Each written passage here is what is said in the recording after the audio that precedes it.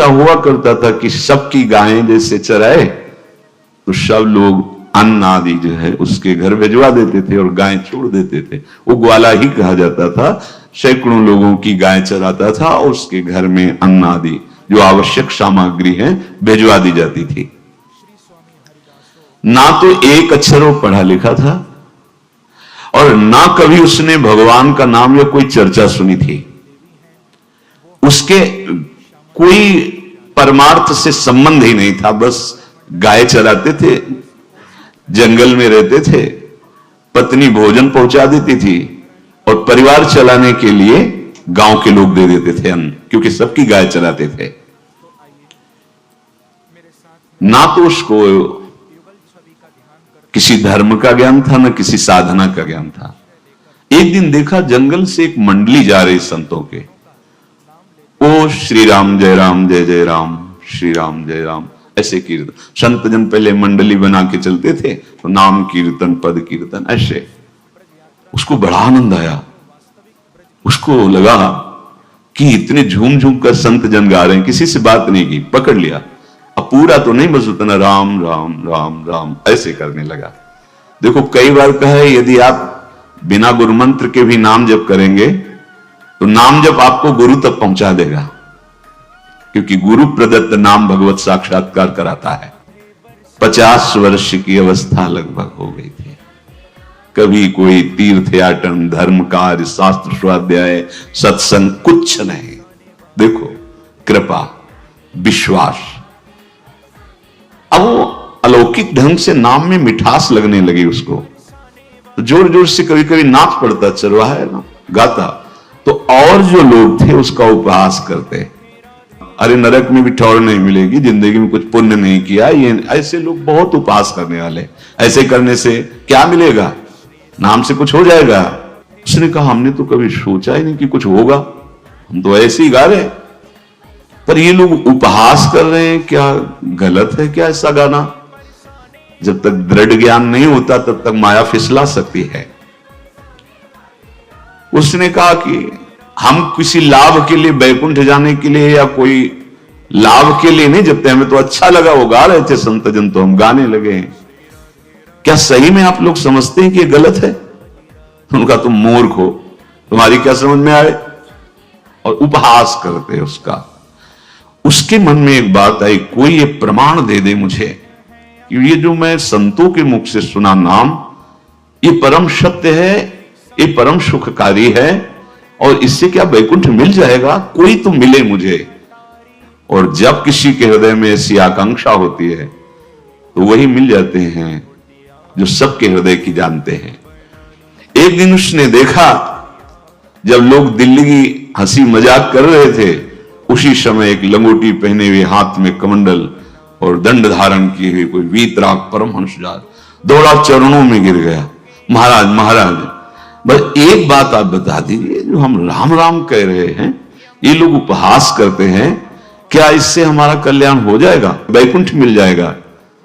तो उन्होंने कहा बेटा ये बहुत मंगल में भगवान का नाम है, पर हमें लगता है कि तुम्हें गुरुदेव की आवश्यकता है। यदि तुम गुरु कृपा पात्र बन जाओ तो इन उपहास करने वालों की बातें तुम्हारे मन में नहीं लगेंगी और निश्चित तुम्हें भगवत साक्षात्कार हो जाएगा।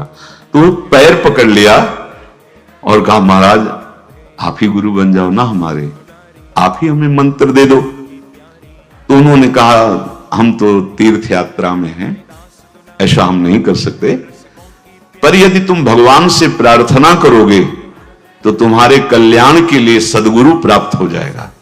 इसलिए जैसे कोई पूछते हैं किसको सदगुरु बनाऊं, तुम कहते किसी को नहीं, पहले भगवान को मानो, श्री हरि को, जगत गुरु श्री कृष्ण को, फिर उनसे प्रार्थना करो कि यदि आप आवश्यक समझते हो कि सदगुरु के रूप में आप आकर के हमारा कल्याण करेंगे तो मुझे पहुंचा दो या आप स्वयं आ जाओ। मैं नहीं खोज कर पाऊंगा, मेरी वो दृष्टि नहीं है कि मैं किसी महापुरुष को पहचान सकूं। मैं तुमसे सत्य कहता हूं, सदगुरु की जो शरण में हो गया तो उसके जीवन नौका की डांग सदगुरु अपने हाथ में ले लेते हैं। फिर उसको कोई भय, कोई उपहास, कोई लज्जा नहीं सताती। वो सुख पूर्वक इस दुखद अपार संसार समुद्र से पार हो जाता है। पर बेटा तेरे ऊपर भगवान की बड़ी कृपा है, क्योंकि तू संतों को मानता है। तू मेरी बात पर विश्वास कर ले, अंदर से तू एकांत में रो, तुझे सदगुरु मिल जाएंगे। अब ऐसा कहकर वो अपने राह में चले तीर्थ यात्रा के लिए। अब वो खोजता, एकांत में बैठकर देखता, कभी कभी वो पेड़ पे चढ़ जाता कि कोई संत तो नहीं आ रहे हैं। अब उसके लिए वहां भोजन पहुंच जाता, पाता, गाय देखता और बस खोज करता कि सदगुरु आ जाए, सदगुरु आ जाए। बहुत समय व्यतीत हुआ पर उसका विश्वास नहीं टूटा कि संत ने कहा था कि तुम भावना करो कि सदगुरु आ जाएंगे। भगवान सदगुरु बन करके आ गए, वही है सदगुरु। देखा सामने से बड़े तेजस्वी महात्मा बड़े तीव्र गति से आ रहे हैं। वो दौड़ा, गुरुदेव गुरुदेव, चरणों में लौट गया। चरणों में जे भी गिरा तो एक बिजली सी दौड़ी उसके हृदय में। अब बात बन गई, गुरु मिल गए, वो खड़े हो गए। देखते ही सात्विक भाव उत्पन्न हो रहा है, आंसू निकलने लगे। देखते ही मन में आया कि जो संत कह रहे थे सदगुरु मिल जाएंगे, यही हमारे सदगुरु हैं। हृदय में उत्साह, आतुर आवाज, प्रभु मुझे भवसागर से पार करने वाला गुरु मंत्र दे दो। ऐसे थोड़ी दीक्षा दी जाती कि गली चलते दी जाए, दूंगा। जा पहले स्नान करके गिरी कि प्रभु इस पूरे विश्व में मुझ अधम को सिर्फ आप ही प्यार करने वाले, आप ही ने दुलार करके मुझे रखा, नहीं सब जगह ठोकर मिलती, कोई भी संत महात्मा हमारी तरफ देखना नहीं चाहते। और प्रभु आप जा रहे हो, आप कैसे जीवन जानते हो क्या कहा? हम तो भजन के प्रभाव से भगवान के धाम जा रहे हैं। बेटा भगवान स्वयं चलकर तुम्हारे पास आएंगे। सबरी जी बहुत वर्षों तक कभी गुरु के वचनों पर अविश्वास नहीं हुआ, क्योंकि कहते थे भगवान आएंगे, रोज पावड़े डालती हूँ, सोहनी लगा के दिल चिढ़ती हूँ, रोज बेन लगता है। फुसला तो नहीं दिया गुरु जी ने? नहीं, गुरु के वचन भगवान आएंगे। शायद ऐसा वर्णन की शास्त्र हजार वर्ष सोचो जरा। और भगवान आए और सबरी को निहाल किया। ऐसे हो गुरुदेव ने कहा है भगवान आएंगे, जब तक वो ना पाएंगे तब तक हमने कहा है कि और उनका उद्देश्य अलग था कहने का कि आप भगवान को भोग लगा के पाइएगा और भजन कीजिएगा तो मंत्र के प्रभाव से तुम्हारे मानस पटल पर भगवान दिखने लगेंगे। ऐसा होता है। और वो सीधा आदमी सीधा समझा, जब तक भगवान नहीं पाएंगे तब तक हमें नहीं पाना। 18 दिन बीत गए, कुछ ना खाना न पीना।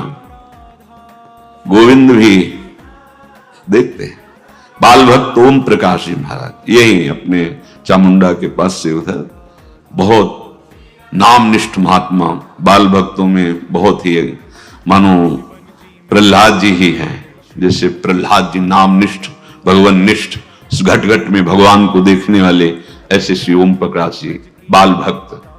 बड़े बड़े महापुरुष गए, हरि बाबा, उड़िया बाबा, सब बस वो यही कहते कि ये श्री कृष्ण का आदेश है। फिर शायद 50 के भी ऊपर दिन गए थे, ऐसे 70 दिन तक उस महापुरुष ने कुछ नहीं खाया, सशरीर अंतर्ध्यान हुए। आज समाधि उनकी बनी। हे, जब महत्व भगवान का जग जाता है तो शरीर का महत्व नहीं। अच्छा, प्राणनाथ जब प्राणों का पोषण कर रहे हैं तो अन्न में भी तो प्राणनाथ की ही दी हुई शक्ति है, तो बिना अन्न के भी उनका पोषण हो रहा है। पर ये भागवती का आदेश से, मनमानी करने से नहीं। मनमानी करने में फिर मार्ग रुक जाएगा। भगवान आदेश करते हैं अपनी वाणी से, युक्ताहार विहार से, उचित आहार विहार, वो तो भगवद आदेश होता है। 18 दिन बीत गए। 19वें दिन जब भोजन आया तो पेट के आते सब सिकुड़ गई थी। वैसे 50 वर्ष के थे, आंखें धस गई थी, उठने की ताकत नहीं। पत्नी ने फिर कहा कि आप कुछ तो बताइए कि क्या आपको कोई रोग हो रहा है? आप भोजन नहीं पा रहे, मैं रुक जाऊं यही आपकी सेवा के लिए या आप घर चलिए? कोई उत्तर नहीं, आप जाइए, हम ठीक हैं। ऐसा फिर धीरे से पत्ता लाए, छिड़का, भगवान आओ पाओ आकर के। शाम हो गई, फिर गाय को दे दिया। विचार कर लिया कि अब मरना ही है, मुझे जैसे अधम के पास भगवान तो आएंगे नहीं, वो तो भगवान है, पर मैं अपने गुरु के वचन नहीं तोड़ सकता, मर चाहे जाऊं। 27 दिन व्यतीत हो गए, एक कवल भी अन्न नहीं पाया। न चलने की शक्ति थी, न पत्ता लाने की शक्ति थी, न जल छिड़कने की शक्ति थी। जिस पात्र में भोजन लाई थी, लेटे ही लेटे खोला और कहा, प्रभु मुझे पता है आप इस शरीर से नहीं मिलोगे, पर आप जान लो मैं अपने गुरु की आज्ञा का उल्लंघन नहीं करूंगा। ये मतलब जितने महान हुए हैं सब निष्ठाओं में निष्ठावान हुए हैं, अपने लोग फिसड्डी हैं। जरा सा कोई दुख, जरा सा कोई सुख, फिसल जाते हैं। प्राण अनंत जन्मों की बिगड़ी 27 दिन क्या होते हैं? क्या होते 27 दिन? अनंत जन्मों का जमा कूड़ा करकट भगवान साफ कर रहे हैं। ये जो तन्मयता, गुरु निष्ठा, जो प्राण भूख से व्याकुल, सब भस्म हो रहे हैं पाप अनंत जन्मों के। अनंत जन्मों, जैसे हम सोचे कि भगवान इतने निर्दयी कैसे? नहीं निर्दयी, आत्मा को कुछ फर्क नहीं पड़ता। और शरीर ने जो किए हैं जन्म जन्मांतरों के, वो निष्ठा के कारण दुख नहीं पहुंचेगा। निष्ठावान को दुख नहीं पहुंचता, वो आपको दिखाई देगा दूर से, उसको दुख नहीं पहुंचता, क्योंकि निष्ठा का कवच है, वो कभी कोई भेद नहीं सकता। किसी भी माया के यंत्र में ताकत नहीं कि निष्ठा को भेद सके, उसी को निष्ठा कहते हैं, नहीं भेद पाए। 27वां दिन है। पति की दशा देख करके कहा, स्वामी अब तो आप कहोगे भी तो मैं नहीं जाऊंगी। अब आपकी दशा, इशारे से कहा आज भर चली जा, क्योंकि उसको लग रहा था आज प्राण निकल जाएंगे। आज भर चली जा, फिर कल से जैसी तेरी आज चली जा। इशारे से, बोलने की भी सामर्थ्य नहीं थी। गोपाल के आंसुओं की धारा चल रही, पड़े पड़े धीरे से खोला जो भोग है, और अंतस्थल, आज बोल भी नहीं पा रहे, अंतस्थल से कह रहे, प्रभु अब चाहे आके पालो या लिवा जाके पवा देना, देख लो आप, आखिरी है, आके पालो या लिवा जाना, अपने यहां पवाना, क्योंकि हमारे यहां तो पाए नहीं आप। बड़े प्रेम से अंदर से आवाज आई, गोपाल। साख खुली, क्योंकि बोलने की हिम्मत ने, ये अंदर से प्रार्थना की थी, गोपाल वो अमृतमय। गुरुदेव ने कहा था कि उनकी वाणी से अमृत बरसता। एकदम आंख खुला, देखा वही पीताम्बर, वैसे मोर मुकुट, वही मुरली, वही करधनी, वैसे नूपुर, वैसे ललित त्रिभंगी। गुरुदेव ने जैसा वर्णन किया था वैसा ही सुंदर रूप गोपाल के सामने। प्रभु मुखमंडल की मनोहरता देखकर निहाल हो गए। ए निहाल कर देंगे, थोड़ी पीड़ा सहना सीखो। सहत सहत बाढ़े भगति, ग्रह तन गुरु हितगार, ग्रह तन गुरु हितगार हार अपनी करिमान। सेवक जी कह रहे हैं, देखो, ग्रह तन गुरु हितगार हार अपनी कर, तन मन प्राण गुरु वचनों पर न्यौछावर, जो भी सहना पड़े सहूंगा। मिल गए प्रभु, प्रभु दूर नहीं है। प्रिया प्रीतम बहुत कृपालु हैं। मानो करोड़ करोड़ काम की सौंदर्यता को हे करते हुए प्रभु के लावण्य का प्रकाश हो रहा है। मनहारिणी मुरली, जैसे कहा था अधरों में रख, वैसे अधरों में विराजमान। अच्छा, खास बात यह, ना कोई गाय देख पा रही, नहीं कोई और चरवाहा देख पा रहा। ये भगवान को, जैसे इस सभा में किसी से बात करें, भगवान किसी से मिले तो पास बैठा व्यक्ति भी नहीं देख पाएगा, ना जान पाएगा, क्योंकि प्राकृतिक इंद्रियां, प्राकृतिक शरीर, और वो चिदानंद में, वो तो जिसको दर्शन देंगे तो पहले दृष्टि प्रदान करते हैं। भगवान जिससे मिलते हैं पहले दृष्टि प्रदान करते हैं, तो गुरु रूप से दृष्टि प्रदान। ये जो अंतर में पुकारा ना, वो अंतर दृष्टि खुल गई, सामने देखा। इतना सुंदर विश्व मोहिनी भगवान श्री हरि का ललित त्रिभंगी रूप कि गोपाल की आंखें नहीं टिकी। इतना सुंदर रूप, आंखें भगवान के तेज के आगे बंद हो गई। जीवी बंद हुई तो देखा मानस पटल पर वैसे ही ललित त्रिभंगी। फिर खोला, देखा सामने भगवान मुस्कुराए, सामर्थ्य प्रदान की। देखो अर्जुन के साथी तो खेलते हैं भगवान सखा भाव से, रथाक रहे हैं, लेकिन भगवान का विराट स्वरूप देखने की सामर्थ्य अर्जुन में थी क्या? दिव्य दृष्टि प्रदान की। फिर भी कांप रहे थे अर्जुन जी भगवान की दिव्य दृष्टि संपन्न नेत्रों से उस विराट महिमा को देखकर कांप रहे थे अर्जुन। ये तो माधुर्य रूप प्रभु का है। उसने मानो इशारा किया प्रभु को कि हमारी सामर्थ्य में मैं सकिल कर आ जाऊं, नजदीक आप आ जाओ। आ गए, अपना माथा प्रभु के चरणों में रखा, आंसुओं से भगवान के चरणों का प्रक्षालन कर रहा। देखो गांव का गाय चराने वाला ग्वारा, जिसको कोई धर्म कर्म का ज्ञान नहीं, कोई भक्ति का ज्ञान नहीं, कोई शास्त्र का ज्ञान नहीं, भगवान ने फिर उसको उठाया और अपने हृदय जीव हृदय से लगाया। हष्ट पुष्ट स्वस्थ सब, अंतर बाहर पूर्ण, कोई पीड़ा नहीं, कोई दुख नहीं, बिल्कुल तेजस्वी स्वरूप। भगवान की स्पर्श की महान सामर्थ्य। बाली ने बहुत मारा ना सुग्रीव को, तो कर परशा सुग्रीव शरीरा, जे इस पर सारी पीड़ा गई। भगवान अमृत सावी है, भगवान दिव्य चिदानंद भाव देने वाले हैं। अब तो सुरमुनि वांछित प्रभु की छाती से लपटा हो रहा है। ये ऐसा ना सोचो कि कहानियां हैं, ऐसा ये सत्य विषय आप भी प्राप्त कर सकते हैं। इसी के लिए रोज सत्संग होता है।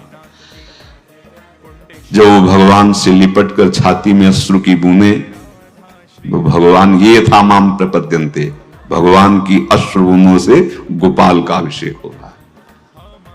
मानो सुदामा मिलन हो रहा है जैसे। भगवान को दैन्य बहुत प्रिय है। तभी भाई जी महाराज कहते हैं पद में कि बुद्धिहीन बना दो हे भगवान, हमें बुद्धिहीन बना दो। ये जो बहुत बुद्धि चलती है ना, इसके लिए दौड़ भाग है। नहीं, सीधे प्रभु हमारे हैं, हम प्रभु के हैं। नाम जप आश्रय भगवत प्राप्ति निश्चित।